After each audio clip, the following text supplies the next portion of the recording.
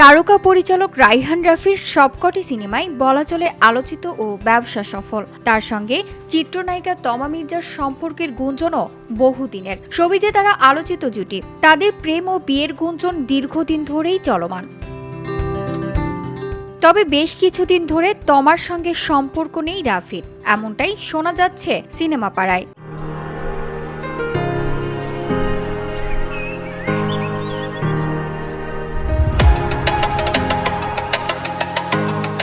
এখন একলা চলো নীতিতে চলতে শুরু করেছেন এই জুটি। সম্প্রতি দুটি সিনেমার নির্মাণ করেছেন রায়হান রাফি। অনেক নতুন তারকা নিয়ে করলেও সিনেমা দুটিতে তমা নেই।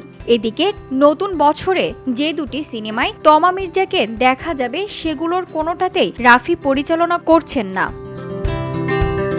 তবে এসব বিষয়ে আপাতত মুখ খুলতে রাজি নন তমা। তমা মির্জা সবশেষ অভিনয় করেছেন শিহাব শাহিনের দাগি সিনেমায়। VOD Bangla news desk.